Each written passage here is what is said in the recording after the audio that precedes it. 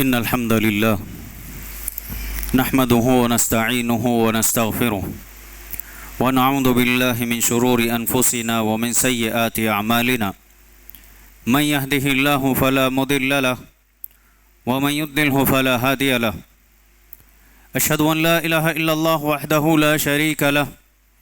وأشهد أن محمدا عبده ورسوله يا أيها الذين آمنوا اتقوا الله حق تقاته ولا تموتن إلا وأنتم مسلمون يا أيها الناس اتقوا ربكم الذي خلقكم من نفس واحدة وخلق منها زوجها وبث منهما رجالا كثيرا ونساء واتقوا الله الذي تساءلون به والأرحام إن الله كان عليكم رقيبا يا أيها الذين آمنوا اتقوا الله وقولوا قولا سديدا يصلح لكم أعمالكم ويغفر لكم ذنوبكم ومن يطع الله ورسوله فقد فاز فوزا عظيما أما بعد فإن خير الحديث كتاب الله وخير الهدي هدي محمد صلى الله عليه وسلم وشر الأمور محدثاتها وكل محدثة بدعة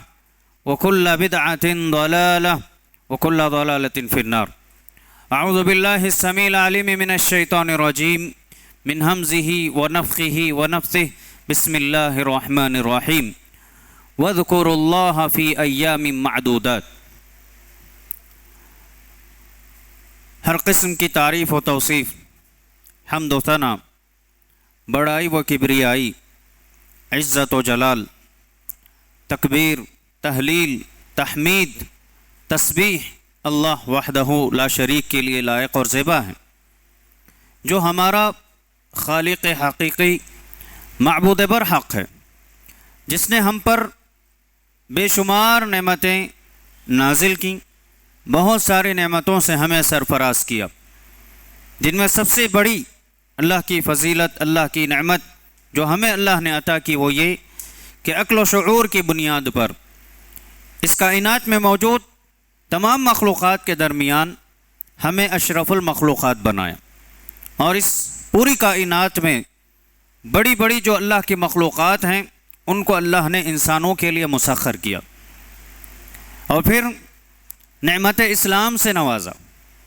بعدہ انگنت درود و سلام ہوں تمام انبیاء علیہم السلام پر، خصوصاً نبی آخر الزمان رحمت للعالمین سید المرسلین امام الانبیاء جناب محمد رسول اللہ صلی اللہ علیہ وسلم کی ذات گرامی پر کہ آپ علیہ الصلاۃ والسلام نے اللہ تعالیٰ کی امانت، اس کی شریعت، کتاب و سنت کی تعلیمات کو دنیا کے ہر فرد تک کما حقہ پہنچا دیا۔ معزز حاضرین اور پردہ نشین اسلامی خواتین، جیسا کہ میں اور آپ اس بات سے بخوبی واقف ہیں کہ اللہ رب العزت نے گزرے ہوئے کل کے دن تمام مسلمانوں کے لیے ایک عظیم دن رکھا، جسے ہم عید قربان سے یا عید الاضحیٰ کے نام سے جانتے ہیں۔ یہ اللہ تعالیٰ کا انعام ہے۔ ایسی پرمسرت گھڑیاں جو اللہ تعالیٰ ہماری زندگی میں لاتے ہیں، یہ دراصل ہمارے لیے انعام ہے، بڑی نعمتیں ہیں اللہ تعالیٰ کی۔ اس پر اللہ کا ہمیں شکر ادا کرنا چاہیے۔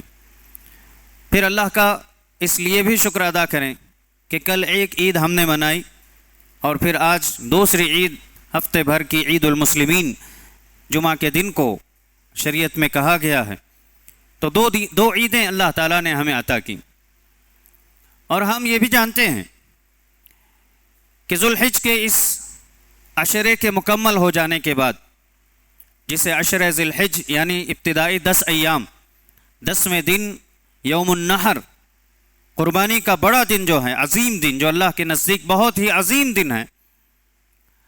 اس دن کے بعد بقیہ جو 3 دن جس سے میں اور آپ گزر رہے ہیں،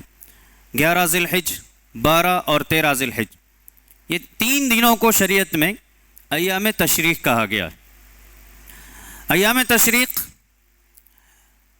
عرب کے پاس تشریق کہتے ہیں گوشت کو کاٹنے کے بعد سکھا کے اسے پھیلا دینا، جیسے مسلمان اپنے گوشت کو اپنے پاس ذخیرہ کرنے کے لیے اسٹاک کرنے کے لیے، اسٹور کرنے کے لیے جو انتظامات کرتے ہیں، اس عمل کو تشریق کہا جاتا ہے۔ اسی لیے ان کو ایام تشریق، وہ دن جس میں مسلمان اپنے کیے گئے قربان، جو جانور انہوں نے قربان کیا، جو عبادت انہوں نے انجام دی، اس کے بعد اپنے پاس گوشت کو اسٹور کرنے کے تمام انتظامات کر رہے ہوتے ہیں۔ اب کیونکہ اس دنیا میں اللہ تعالیٰ نے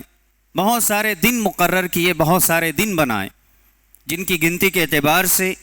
360 یا 365 کہہ لیں، ان تمام دنوں کی اہمیت ایک جیسی نہیں ہے، اور ہر دن ایک دوسرے دن کی طرح نہیں ہے۔ اللہ تعالیٰ نے شریعت کو کبھی کبھی ان باتوں پر غور بھی کرنا چاہیے، ہمیں سوچنا چاہیے کہ اللہ تعالیٰ نے اس دنیا کو بنایا، کائنات کو بنایا، پھر ہمیں اس کائنات کو سمجھنے کے لیے، اس کائنات میں زندگی گزارنے کے لیے جس قدر انتظامات کیے، اور جیسے اللہ تعالیٰ نے ہمیں اسلوب بتائے، جو اللہ کی ترتیب ہے، اس پر کبھی غور کرنا چاہیے۔ بڑی دلچسپ چیزیں اس میں اللہ نے رکھی ہیں، اور اللہ نے جہاں اس کائنات میں ہمارے لیے بہت ساری نشانیاں رکھی ہیں، سوچنے کی، تدبر کی، فکر کرنے کی، وہیں اللہ تعالیٰ کے ان انتظامات میں بھی ہمیں سوچنا چاہیے کہ انسان کی زندگی کو اللہ نے کیسے خوشنما بنایا۔ ہم ہیں کہ اپنی چھوٹی ذہنیت کی وجہ سے، چھوٹے زاویے فکر کی وجہ سے اس دنیا کو کبھی کبھی ہم بہت تنگ نظریے سے دیکھتے ہیں، جبکہ اللہ تعالیٰ نے اس کو کشادہ بنایا۔ آسمان دیکھیے کشادہ ہے، زمین دیکھیے کشادہ ہے، اس میں آب و ہوا اللہ تعالیٰ نے بہترین انتظامات کیے۔ ان تمام چیزوں کے علاوہ بھی ایک مسلمان کے لیے خصوصاً اللہ تعالیٰ نے شب و روز کیسے ہونے چاہیے، اور ان کے ایام اگر ایک جیسے ہو جائیں تو پھر انسان کو زندگی جینے کا مزہ نہیں آئے گا۔ اللہ تعالیٰ نے کبھی کسی اور موسم کو عطا کیا تو کبھی کسی اور موسم کو، اور ایک دن کو دوسرے دن پر کبھی فضیلت دی، کبھی کسی ہفتے کو دوسرے ہفتے پر فضیلت دی، کبھی کسی دن کو کسی دن پر، کسی مہینے کو کسی مہینے پر۔ اس طرح سے اللہ تعالیٰ نے گویا عبادتوں کے شوق کو برقرار رکھنے کے لیے، دیگر ادیان کی اگر بات کریں تو لوگ ایک جیسے طور طریقے اپنا کے کبھی کبھی اکتا جاتے ہیں، مایوس ہو جاتے ہیں اور غفلت کا شکار ہو جاتے ہیں، لیکن اللہ تعالیٰ نے مسلمانوں کے لیے جو دین دیا وہ اتنا مرتب اور منظم ہے کہ اللہ تعالیٰ نے اس کی نعمت، اس کی تعلیمات میں ان ایام کو بھی فضیلتیں دے کر کے انسانوں کو عبادتوں کی طرف شوق کو اجاگر کیا، تاکہ لوگ عبادتوں سے اکتائیں نہ، گزرے ہوئے دنوں کے بالمقابل آنے والے دنوں کے لیے تیار ہو جائیں۔ جیسے دنیا گزر جائے گی، آخرت کے لیے بندے کو تیار ہونا ہے۔ ایسے گزرنے والے دن گویا ہمیں اپنے قبر سے قریب اور اللہ تعالیٰ سے قریب کر رہے ہیں، اس کے لیے ہمیں ویسے ہی تیار ہونا ہے۔ مثلاً ایک مثال لے لیں، کیونکہ ایک انسان کی زندگی، یہاں ایک انسان اس دنیا میں مسافر کی طرح ہے، جیسے جیسے اس کے سفر کا وقت قریب آتا ہے، انسان اپنے پورے انتظامات میں بڑی دلچسپی سے، پورے غور و تدبر سے اور پورے انتظامات کو اچھا کر کے اپنی بیگ، اپنے تمام سامان، اپنی ٹکٹس اور کہاں جانا ہے، ان تمام چیزوں میں جس طریقے سے توجہ دیتا ہے، ویسے ہمیں توجہ دینے کے لیے اللہ تعالیٰ نے انتظام کیا ہے۔ اب یہ ایام جن سے میں اور آپ گزر رہے ہیں، جن کو ایام تشریق کہا گیا ہے، ان کے سلسلے میں شریعت میں صحیح مسلم کی روایتیں دو ہیں۔ ایک روایت میں اللہ کے نبی علیہ الصلوۃ والسلام نے فرمایا، ایام التشریق ایام اکل و شرب و ذکر اللہ تعالی، کہ ایام تشریق یہ کھانے پینے اور اللہ تعالیٰ کے ذکر کرنے کے ایام، کھانے پینے اور ذکر کرنے کے۔ اس سے پہلے جو عشرہ یعنی مکمل 9 دن جو گزرے، عید سے پہلے والے 9 دن، اس میں بہت ساری عبادتیں، اطاعتیں، بڑی بڑی عبادتوں کو اللہ نے جہاں جمع کیا، وہیں روزے بھی مسنون ہیں۔ اللہ کے نبی علیہ الصلوۃ والسلام روزے رکھنے کی آپ کی سنت تھی، سنت مبارکہ۔ ایسے کئی مسلمان اس کو انجام دیتے ہیں۔ پھر اس میں ایک خاص دن یوم عرفہ کا، اس دن بھی روزہ رکھنے کا، غیر حاجی کے علاوہ جو ایام لوگ ہیں ان کو روزہ رکھنے کی تعلیم دی گئی ہے۔ تو جہاں روزہ رکھ کر انسان کھانے پینے سے رکتا ہے، اللہ تعالیٰ نے اس کے بعد ایک نعمت یہ دی کہ اب تمہیں کھانا ہے، یہ میری نعمتیں تمہیں دی ہیں، ان کو کھاؤ، یہ کھا کر کے عبادت انجام دو۔ پھر کہا وذکر اللہ تعالی، کھاؤ پیو اور اللہ کا ذکر بھی کرو۔ یہ اللہ تعالیٰ کے ذکر کے ایام، یہ کھانے پینے کے دن ہیں۔ حتیٰ کہ اتنی تاکید سے آپ نے فرمایا، صحیح مسلم ہی کی ایک دوسری روایت میں آپ نے فرمایا، فَمَنْ كَانَ صَائِمًا فَلْيُفْطِرْ فَإِنَّهَا أَيَّامُ أَكْلٍ وَشُرْبٍ۔ اگر ان دنوں میں کوئی روزہ رکھنا چاہتا ہے یا روزے سے ہے کسی وجہ سے، لا علمی کی وجہ سے، اسے چاہیے فَلْيُفْطِرْ، وہ روزہ توڑ دے اپنا۔ ان دنوں میں روزہ نہیں رکھ سکتے، فَلْيُفْطِرْ نہیں رکھ سکتے، فَإِنَّهَا أَيَّامُ أَكْلٍ وَشُرْبٍ، اس لیے کہ یہ دن کھانے پینے کے ہیں۔ وذکر اللہ تعالی، اور اللہ تعالیٰ کے ذکر. اس طرح سے اللہ رب العزت نے انسانوں کی زندگی کو غور کریں کس طریقے سے منظم کیا اور کس طرح دل نشین انداز میں اللہ رب العزت نے اس کو ترتیب دیا ہے. پھر اس کے بعد اللہ تعالیٰ کے ذکر کی جو بات آتی ہے ان دنوں میں، یا آپ پوری زندگی کو دیکھ لیں، انسان کی زندگی کو مزید زندگی بخشنے کے لیے اللہ کا ذکر بہت ضروری ہے. شیخ الاسلام ابن تیمیہ رحمۃ اللہ علیہ کہتے ہیں کہ جس طریقے سے ایک مچھلی کو زندگی بخشنے کے لیے، اسے زندہ رہنے کے لیے پانی کی ضرورت ہے، پانی نہ ملنے پر وہ تڑپ جاتی ہے، اس کی جان ختم ہوتی ہے، یا پانی کی جو مقدار اسے مطلوب ہے وہ بھی نہ ملے تب بھی وہ تڑپ تڑپ کر تکلیف میں رہے گی. کہتے ہیں ایسے ہی انسان کے دل کی مثال ہے کہ جہاں اس کو ذکر اگر مل جائے، اللہ کا ذکر کرے تو دل جو ہے زندہ رہتا ہے. اور پھر وہ مقدار میں اگر ذکر کرے جس مقدار میں زندگی ملنی چاہیے دل کو، وہ بالکل برقرار رہتا ہے، بحال رہتا ہے. لیکن اگر اس مقدار سے کم ہو جائے تو پھر سینہ تنگ ہو جاتا ہے، دل تنگ ہو جاتا ہے، اور کبھی کبھی ٹینشن اور پریشانیوں کی وجہ سے انسان اپنا آپا کھو دیتا ہے اور اس طرح سے معصیتوں میں، گناہوں میں نکل جاتا ہے. یہ انتظام اللہ نے کیا ہماری روحوں کو تسکین کے لیے، ہمارے دلوں کی زندگی کے لیے. اور اللہ نے کیا فرمایا؟ الا بذکر اللہ تطمئن القلوب. بتائیے اللہ کے کلام میں کسی کو شک ہے؟ ہم لوگوں کی باتوں میں کبھی کبھی ڈاؤٹ کر لیتے ہیں، شک آ جاتا ہے، کیونکہ ہماری عقل ایسی ہے کہ یہ تحقیق کرنا چاہتی ہے. اور وہیں جس نے ہماری عقلوں کو بنایا، جس نے دنیا کو بنایا، جس نے ہمارے دلوں کو بنایا، اس نے کہا کہ تمہارے دلوں کی زندگی میرے ذکر میں ہے.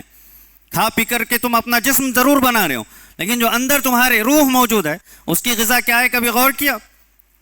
انسان یہاں دنیا میں پیدا ہوتا ہے، اس کے لیے یہاں اگنے والی کھیتیاں، پھل فروٹ، ترکاریاں، گوشت، یہاں کی بنی ہوئی چیزیں کھا کر وہ اپنے جسم کو بنا رہا ہے. لیکن جو روح اللہ تعالیٰ اوپر سے عطا کرتے ہیں، اس کی زندگی اوپر سے آئی ہوئی چیز ہی ہے، اور قرآن کریم ہے، اللہ کا ذکر ہے، جو اللہ تعالیٰ نے آسمانی تعلیمات کی روشنی میں ہمارے نبی صلی اللہ علیہ وسلم کو عطا کیا. اس سے ہماری روح کو زندگی ملتی ہے، ہمارے دل کو زندگی ملتی ہے. اس طرح سے ایک اور بات ان ایام کے متعلق یہ کہنا ضروری ہے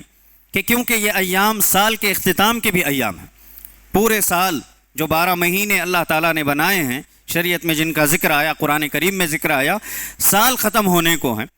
حجاج کرام اس سال کو جس طریقے سے عظیم عبادت حج انجام دے کر کے ختم کر رہے ہیں، وہیں حجاج کے علاوہ میں آپ دنیا کے جتنے لوگ حج کے لیے نہیں جا سکے ہیں، وہ لوگ اللہ تعالیٰ کے اس عشر ذی الحجہ میں اللہ کا ذکر، اس کی عبادتیں، اطاعتیں کر کے، بندگی کر کے گزار رہے تھے. اب یہاں یہ ہے کہ اللہ رب العزت نے یہاں قربانی وغیرہ جیسی عظیم عبادت کے بعد یہ کہا کھاؤ پیو اور اللہ کا ذکر کرو. یہ اللہ کی سنت ہے، دونوں کو، حجاج ہوں، حج ادا کرنے کے بعد ان کو کہا ذکر کرو، اور یہ جو انسان حاجی نہیں ہیں ان کو بھی کہا کہ جہاں تم نے عید قربان اور اپنے جانور کو قربان کر کے عظیم عبادت انجام دی، اس کے بعد پھر اللہ کا ذکر کرو، کھاؤ پیو اللہ کا ذکر کرو، دونوں کا. تو یہ اللہ کی سنت ہے، اسے سمجھیں. اب جیسے اللہ رب العزت نے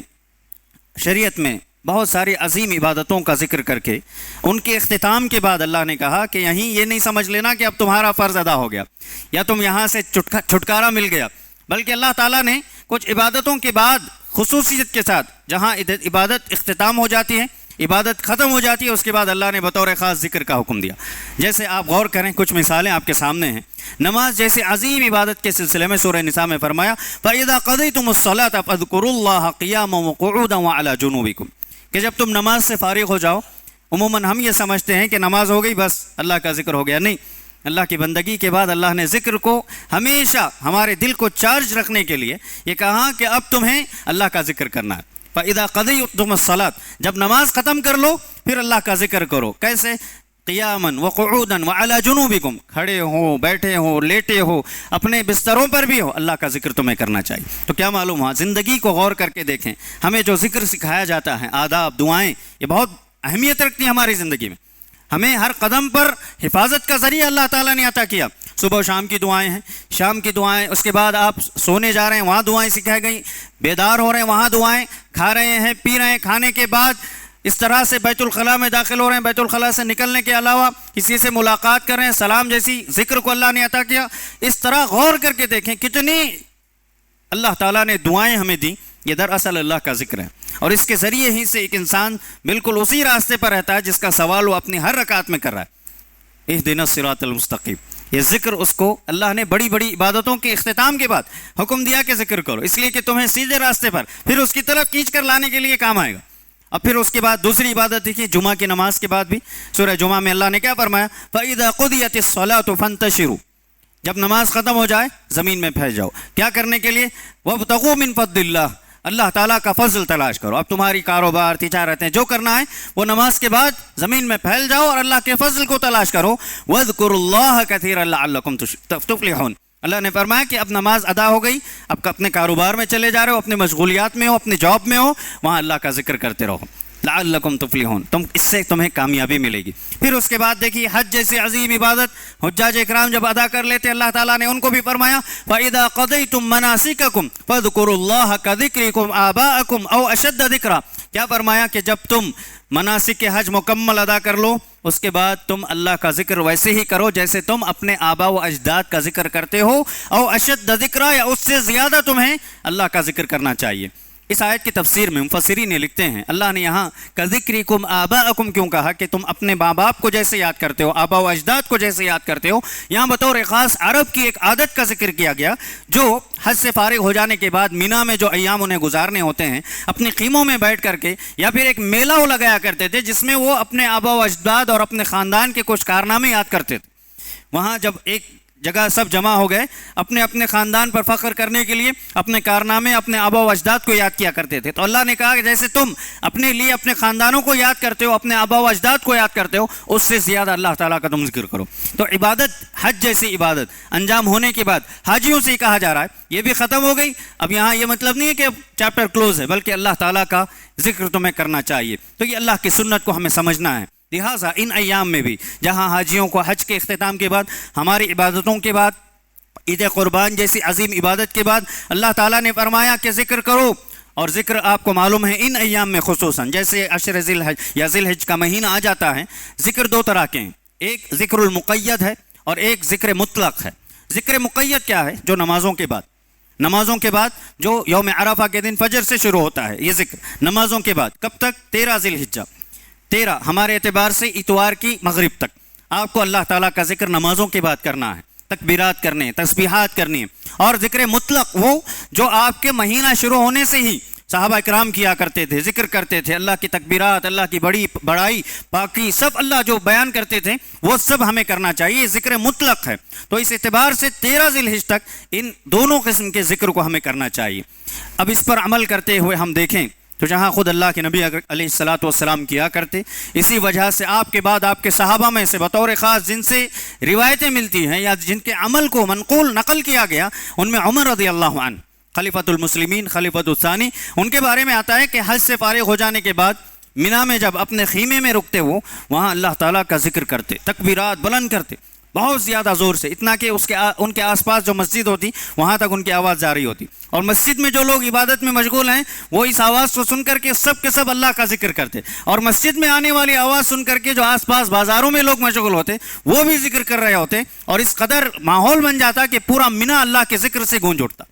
تو یہ صحابہ کا عمل تھا، اس طرح سے ماحول کو بدل دیا کرتے تھے، اپنے علم سے، اپنی معلومات سے، اللہ کے ذکر سے، اپنی عبادتوں سے پورے ماحول کو بدل دیا کرتے تھے۔ اور یاد رکھیں اللہ تعالیٰ نے جو ذکر کا حکم دیا یہ دراصل اس لیے بھی کہ ہم اپنی دنیا میں جس سے ہمیں زیادہ تعلق ہوتا ہے، جس سے زیادہ محبت ہوتی ہے، ہم اٹھتے بیٹھتے اس کو یاد کرتے ہیں اور ذکر بھی کر رہے تھے، اپنی مجلسوں میں اس کو یاد کرتے ہیں، یا کبھی مثال کے طور پر کبھی اس کا ذکر کر دیتے ہیں، کسی نہ کسی طرح سے ہم بہانے ڈھونڈ رہے تھے اس کو یاد کرنے کے لیے۔ اب بتائیے اگر ہم اللہ کے ذکر سے غافل ہوں اور اللہ کا ویسے ذکر نہ کریں اور صرف زبانی دعویٰ کریں کہ ہمیں اللہ سے محبت ہے، تو بتائیے ہماری زبانی قول اور ہمارے عمل میں تضاد آئے گا کہ نہیں آئے گا؟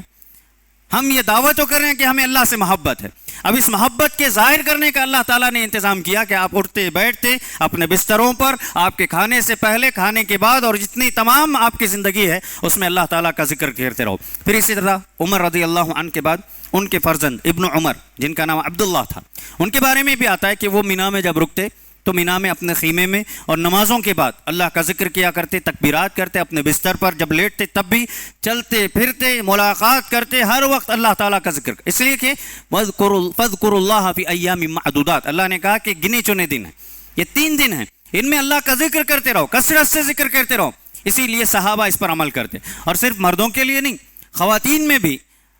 صحابیہ اللہ کے نبی علیہ الصلوۃ والسلام کی زوجہ میمونہ رضی اللہ عنہا کے بارے میں آتا ہے کہ وہ بھی ذکر ایسے کرتی کہ آس پاس جو خواتین ہوتی ہیں ان کی آواز کو سن کر کے وہ بھی تکبیرات بلند کرتی. اور حتیٰ کہ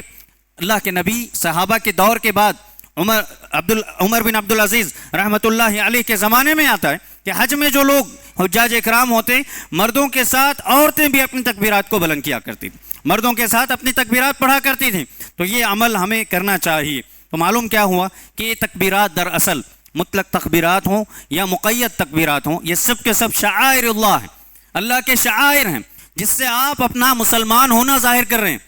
اور اللہ کا فرما بردار مطیع ہونے کا آپ اظہار کر رہے ہیں. تو اس کو آپ کو اور زیادہ کرنا چاہیے. اتنا ہی نہیں, جو آپ کے جیسے ہم خیال, آپ کے جیسے اسلام والے ہیں, آپ ان کو بھی اس کی یاد دہانی کراتے رہیں, تذکیر کرائیں. آپ کے اٹھنے بیٹھنے میں لوگوں کو اللہ کا ذکر معلوم ہونا چاہیے. اسی لیے دوستی کا جب ذکر آتا ہے تو یہ کہا جاتا ہے کہ ایسے لوگوں کو اپنا دوست بناؤ کہ جن سے ملنے کے بعد آخرت یاد آئے, ورنہ یہ دوستیاں دنیا ہی میں رہ جائیں گی. اس کی کئی مثالیں ہیں, وقت میرے پاس نہیں ہے کہ ان کو ذکر کروں. دوستیاں ایسی ہوں, تعلقات ایسے ہوں, چاہے وہ رشتہ داروں میں ہوں, رشتہ داروں کے باہر حلقے سے ہوں, کسی سے بھی آپ کے تعلقات بنے اس لیے کہ آپ کو آپ کی قبر یاد آئے, اس لیے کہ آپ کو آخرت یاد آئے, اس لیے کہ اللہ تعالیٰ کا ذکر ہو سکے اٹھتے بیٹھتے. اور وہ مجلس جہاں اللہ کا ذکر نہیں ہوتی, کہا گیا کہ یہ نقصان اور خسارے والی مجلس ہے. حتیٰ کہ گھر کے سلسلے میں صحیح بخاری و مسلم کی روایت ہے, آپ نے فرمایا صلی اللہ علیہ وسلم کہ وہ گھر یا وہ شخص جو اللہ کا ذکر نہیں کرتے ہیں وہ اور جو ذکر کرتے ہیں زندہ اور مردہ کی طرح ہیں, زندہ اور مردہ کی طرح ہیں. جہاں اللہ کا ذکر ہو وہاں زندگی اللہ تعالیٰ عطا کرتے ہیں, اور جہاں اللہ کا ذکر نہ ہو, چاہے وہ گھر ہو یا انسان ہو, افراد ہوں, وہ مردہ کی طرح ہیں, چلتے پھرتی لاشیں ہیں یہ, جن کے دل اللہ کے ذکر سے بالکل ویران. اسی لیے اللہ کے ذکر میں جو نمازیں ہیں ان کے سلسلے میں آپ علیہ الصلوۃ والسلام نے بطور خاص یہ کہا کہ اپنے گھروں میں سنن و نوافل کا اہتمام کرو, سنتوں کو اپنے گھروں میں پڑھو. لا تجعلوا بیوتکم قبورا, اپنے گھروں کو قبرستان نہ بناؤ, اس لیے کہ قبرستان میں اللہ کا ذکر نہیں ہوتا ہے, وہاں مردے پڑے ہوتے ہیں, وہ ویران جگہ ہیں, وہاں جنات و شیاطین ہو سکتے ہیں. اور ایسے گھر جہاں اللہ کا ذکر ہو وہاں شیاطین نہیں ہوتے ہیں. سورۃ البقرہ کی فضیلت میں آیا کیونکہ اللہ کا ذکر ہے, اس میں یہ کہا گیا کہ جس گھر میں سورۃ البقرہ پڑھی جائے وہاں سے شیطان بھاگ جاتا ہے, بھاگ جاتا ہے, رکنا تو دور بھاگ جاتا ہے وہاں سے, اتنی طاقت اس میں ہے. تو ایسے اللہ تعالیٰ کے ذکر کو اپنی زندگی میں ہمیں لازم پکڑنا چاہیے اور بطور خاص ان ایام میں اظہار کرنا چاہیے. اپنی آوازوں سے اللہ کے ذکر کو, اللہ کے محبت کو ہمیں اپنی زبان سے ادا کرنی چاہیے. اور اس طرح سے ایک اور چیز بھی ان ایام میں جو ہمیں سمجھنے کی ہے وہ یہ, ابن رجب رحمۃ اللہ علیہ اس حدیث کی شرح میں جس میں آپ صلی اللہ علیہ وسلم نے فرمایا فَإِنَّهَا أَيَّامُ أَكْلٍ وَشُرْبٍ, کہ یہ کھانے پینے و ذکر اللہ تعالیٰ کے ذکر کے ایام ہیں. اس میں کہتے ہیں اس کا مطلب یہ ہوا, کھانے پینے کا مطلب یہ ہوا کہ جو انسان اپنے جانور کو قربان کر کے جو گوشت اسے ملتا ہے یا رشتہ داروں سے پڑوسیوں سے جس طریقے سے بھی اسے گوشت ملتا ہے, یہ کھاتے پیتے اسے چاہیے کہ اس طاقت کو, اس توانائی کو, اس انرجی کو جو اسے کھانے کے بعد حاصل ہو رہی ہے وہ اللہ کی اطاعت میں لگائے, اللہ کی بندگی میں لگائے. یہ مطلب ہے. اور پھر کہتے ہیں کہ اگر کوئی اس کا یہ مطلب لے لے کہ وہ کھائے پیے اپنے جسم کو طاقت ضرور پہنچائے, اسے عقل و شعور مل جائے, اس کے باوجود وہ اللہ تعالیٰ کی نافرمانی کرے, ناشکری کرے, معصیتوں اور گناہوں میں پڑے, تو کہتے ہیں کہ یہ کفران نعمت ہے, کہ اللہ کی نعمت ملنے کے بعد گویا اس نے اسے استعمال بھی کیا لیکن اللہ کا شکر ادا نہیں کیا. تو یہ ذکر کرنا ان دنوں میں اللہ کی اس نعمت پر شکر گزاری کی ادا ہے, اس کو اللہ تعالیٰ بہت پسند کرتے ہیں. اور یاد رکھیں شکر ایسی ادا ہے بندے کی کہ جو بندہ اللہ تعالیٰ کا شکر کرتا ہے, چھوٹی بات, چھوٹی نعمت پر ہو یا بڑی نعمت پر, اللہ مزید نعمتیں تک. لئن شکرتم لازیدنکم, تم اگر میرا شکر ادا کرو گے میری نعمتوں پر میں تمہیں اور مزید عطا کروں گا. پھر اس طرح سے آپ ایک بات ان ایام میں یہ بھی غور کر سکتے ہیں کہ بہیمۃ الانعام, چوپائے جن کو اللہ تعالیٰ نے قربانی کے لیے ہمیں عطا کیے ہیں, چاہے وہ اونٹ ہو یا اسی طرح سے گائے اور بیل ہوں یا اسی طرح سے بکرا, اس کی قسمیں سے جو بھی اللہ تعالیٰ نے یہ اقسام بیان کی کہ ان کو قربان کر کے اللہ تعالیٰ کا تقرب حاصل کرو. اور اللہ نے یہ بھی فرمایا کہ اس کا گوشت, اس کا خون اللہ کو نہیں پہنچتا ہے, جیسے زمانہ جاہلیت میں لوگ کیا کرتے تھے, کعبہ کی دیواروں کو پورے خون سے لت پت کر دیتے, اپنے بتوں کو کر دیتے تھے. یہ دراصل اللہ تعالیٰ نے پاکیزہ دین بنایا, کہا کہ ان کا گوشت یا ان کا خون نہیں پہنچتا ہے, بلکہ تمہاری دلوں کی جو نیتیں ہیں، جو تقوی ہیں، جو تم اپنے رب سے محبت کے دعوے کرتے ہو، اس کی سچائی اللہ تعالیٰ کو پہنچتی ہے کہ تم کس طریقے سے اللہ کی عبادت انجام دیتے ہو، کیسے اللہ تعالیٰ کے جو حدود اللہ نے مقرر کیے ان پر کیسے تم پابند ہوتے ہو، یہ اللہ تعالیٰ دیکھنا چاہتے ہیں۔ اور دراصل ان بہیمۃ الایام انعام جو اللہ تعالیٰ نے چوپائے عطا کیے ہیں، آپ غور کریں، یہ اللہ تعالیٰ کی ہمیشہ اطاعت میں ہوتے ہیں، اللہ تعالیٰ کی نافرمانی نہیں کرتے ہیں، یہ کسی غیر کے پاس جا کر کے سجدہ نہیں کرتے ہیں، یہ اپنی حاجتیں اور ضرورتیں آپ کو معلوم ہیں۔ قرآن کریم کی مختلف صورتیں، سورۃ الاسراء، سورہ بنی اسرائیل، یا سورۃ الحج لے لیں یا سورۃ النحل لے لیں، ان کی آیات کا مضمون یہ ہے، اللہ تعالیٰ نے ان چوپائیوں کے بارے میں یا اس کائنات میں موجود مخلوقات کے بارے میں کہا کہ یہ سب کے سب اللہ کا ذکر کرتے ہیں، سبحان اللہ، یہ سب اللہ کی تسبیح بیان کرتے ہیں، اللہ کی پاکی بیان کرتے ہیں، اور بعض اللہ نے فرمایا کہ سجدہ کرتے ہیں اور ہمیشہ اللہ کی اطاعت و بندگی میں۔ بتائیے اونٹ سے زیادہ طاقت ہماری ہے یا اونٹ کی ہے؟ بیل یا گائے سے زیادہ طاقت ہمارے پاس ہے یا اس کے پاس ہے؟ بکروں سے زیادہ ہم نہیں سنبھال پاتے، اگر وہ نافرمان ہو جائے یا اچھلنے کودنے لگ جائے ہمارے کنٹرول سے باہر ہو جاتے ہیں۔ لیکن جب قربانی کی بات آتی ہے تو اللہ تعالیٰ کے لیے بندہ جب انجام دے رہا ہوتا ہے یہ آرام سے جھک جاتے ہیں۔ کتنے ایسے ویڈیوز آپ نے دیکھے ہوں گے جہاں ان کو یہ کہا گیا کہ صرف اللہ کے لیے تمہیں قربان کرنا ہے، وہ جھک جاتے ہیں، ان کے اندر بھی وہ شعور اللہ نے رکھا ہے، اللہ کی اطاعت و بندگی ان کے پاس موجود ہے۔ اب غور کرنے کی بات یہ ہے، ایک سوال جو بڑا اٹھتا ہے وہ یہ کہ بندہ، انسان جو مسلمان اپنے آپ کو کہہ رہا ہے، اپنے آپ کو اللہ کا بندہ کہہ رہا ہے اور اللہ کا محبوب بنانا چاہتا ہے، وہ اللہ کے تقرب کو حاصل کرنے کے لیے، اللہ کی قربت کو حاصل کرنے کے لیے اس جانور کو جہاں قربان کر رہا ہے، اور وہ جانور جس کے بارے میں اللہ نے گواہی دے دی کہ وہ اللہ کے مطیع و فرما بردار ہیں، اللہ کے لیے سجدہ کرتے ہیں، اللہ کے لیے جھک جاتے ہیں، قربان ہو جاتے ہیں، اب اس کو کھا کر کے انسان عبادت بندگی کا یہ مظہر تھا کہ اس نے اس کو قربان کیا، اس کو کھا بھی رہا ہے، اپنے جسم کو طاقت پہنچا رہا ہے، اب اس کے بعد اگر وہ اللہ کی اطاعت نہ کرے، اللہ کی بندگی نہ کرے، اللہ کے حدود کی پاسداری نہ کرے اور اللہ کے بتائے ہوئے طریقوں کے مطابق اپنی زندگی نہ گزاریں، تو غور کریں کہ یہ جانور اللہ کا زیادہ مطیع فرما بردار تھا یا انسان؟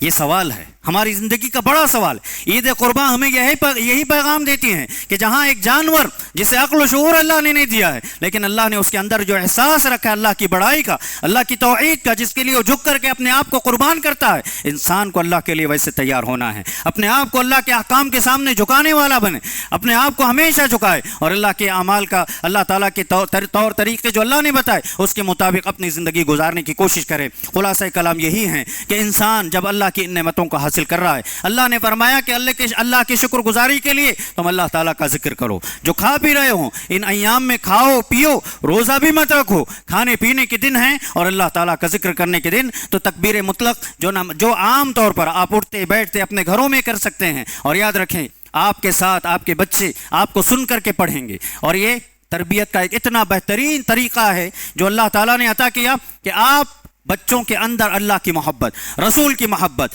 دین کی محبت، بڑوں کی محبت، جو یاد رکھیں جو انسان جس کے دل میں اللہ کی تعظیم آ جائے، اللہ کی بڑائی آ جائے، جو اللہ کا حق ادا کرنا جانتا ہے، وہ ہر ایک کا حق ادا کرے گا، وہ ہر ایک کا حق ادا کرے گا۔ اس لیے ان ایام کو غنیمت سمجھے، اٹھتے بیٹھتے اپنے گھروں میں ذکر کریں، گھروں کو زندگی بخشیں، اپنے دلوں کی زندگی بخشیں، اپنے بچوں میں تربیت کے گر پیدا کریں، اور بچے اگر اللہ تعالیٰ کی تعظیم کرنے والے بن جائیں، بچے اگر اللہ تعالیٰ کی بڑائی اور اللہ کی توحید پر عمل کرنے والے بن جائیں، تو انشاءاللہ آپ کے لیے مبارکبادی ہے کہ بڑے ہو کر کے آپ کے حقوق بھی ادا کریں گے، آپ کے رشتہ داروں کے حقوق ادا کریں گے، اللہ کی محبت ان کو سکھا دیجئے، نبی کی محبت سکھا دیجئے، دین کی محبت سکھا دیجئے، یہ سب سے محبت کریں گے، سب کے حقوق ادا کریں گے، رشتہ داریوں کو جوڑیں گے اور سب کے مسائل کو آسان کریں گے۔ اور پھر ایک بات بتا کر اپنی بات ختم کرنا چاہتا ہوں، یہ کہ عید قربان کے مطابق آج دنیا میں ایک ماحول یہ بنا ہوا ہے کہ جب مسلمان جانور کو قربان کر رہے ہیں، وہاں لوگوں کو اعتراض اور شک کی نگاہوں سے لوگ مسلمانوں کو دیکھتے ہیں۔ اتنا ہی نہیں بلکہ ان کی عبادتوں کو انجام دینے کے لیے رکاوٹ بھی پیدا کرتے ہیں، پریشان کرتے ہیں، ہراساں کرتے ہیں۔ یہ اللہ تعالیٰ نیتیں جانتا ہے، کون کس لیے کر رہا ہے اور کون کیسے کرے گا، یہ اللہ تعالیٰ نیتوں کو جاننے والا ہے۔ لیکن ایک پیغام ہم یہ دینا چاہتا ہے ان عبادتوں کے ذریعے سے، اپنی اس عید کے ذریعے سے، اپنی اس عظیم عبادت قربانی کے ذریعے سے ہم یہ کہنا چاہتے ہیں، دنیا بھر میں بہت ساری کمپنیاں ہیں، دنیا بھر میں بہت ساری ہوٹلیں ہیں، اگر سال بھر کا تجزیہ کیا جائے تو لاکھوں ملین کی تعداد میں جانور قربان کیے جاتے ہیں، جو اپنا پیٹ بھرنے کے لیے، پیسہ کمانے کے لیے، جنہوں نے بزنس بنایا ہوا ہے، ان پر کوئی اعتراض نہیں کرتا ہے. اور جہاں ہم اللہ کی عبادت کے لیے اللہ کے حکم کے مطابق اللہ نے ان جانوروں کو بنایا، ہمیں بنایا، اور اللہ نے کہا کہ ہمیں میرا تقرب حاصل کرنے کے لیے اس کو قربان کرو، اللہ کے حکم کو ہم پورا کرنے کے لیے جب جانور کو قربان کر رہے ہیں، اور اتنا ہی نہیں، قربان کر کے ہم لوگوں کو فری میں گوشت تقسیم کرتے ہیں، ان کی بھوک کو مٹاتے ہیں، ضرورت مندوں کی ضرورت پوری کرتے ہیں، محتاجوں کی ضرورت کو پورا کرتے ہیں، تو اس وقت میں لوگ اگر اعتراض کر رہے ہیں تو آپ غور سکتے ہیں کہ برحق کیا ہے، غور کر سکتے ہیں کہ حق کیا ہے اور باطل کیا ہے. یہ برحق دین ہے. اس نے جو بھی احکام بتائے ہیں اس میں انسانوں کے لیے فلاح و بہبودی ہیں، اس میں ان کی دنیا بھی اچھی ہوتی ہے، آخرت بھی اچھی ہوتی ہے. اللہ تعالیٰ سے دعا ہے کہ اللہ تعالیٰ ہم تمام کو اس کی عبادت کا صحیح حق ادا کرنے کے اللہ ہمیں توفیق عنایت فرمائے، اور اللہ تعالیٰ ہمیں اٹھتے بیٹھتے اپنی زندگی میں اللہ کے ذکر کو عام کرنے کے ہمیں توفیق عنایت فرمائے، اور اللہ تعالیٰ ہمارے علاوہ ہمیں اور ہمارے اولاد کو، ہماری آنے والی نسلوں کو ہر قسم کے فتنے سے، فتنہ و فساد اور اللہ تعالیٰ ہر قسم کے شر سے محفوظ رکھے، اور اللہ تعالیٰ اپنے ذکر کو ہمارے دلوں میں ہمیشہ آباد رکھے، ہمارے دلوں کو اللہ کے ذکر سے زندہ رکھے، منور رکھے، اور اللہ جب خاتمہ حسن خاتمہ عطا کرے انسان، اللہ حسن خاتمہ اور انتقال کے بعد اللہ تعالیٰ ہم تمام کو عذاب قبر سے، عذاب جہنم سے بچا کر جنت الفردوس میں داخلہ نصیب فرمائے. آمین. وآخر دعوانا الحمدللہ رب العالمین.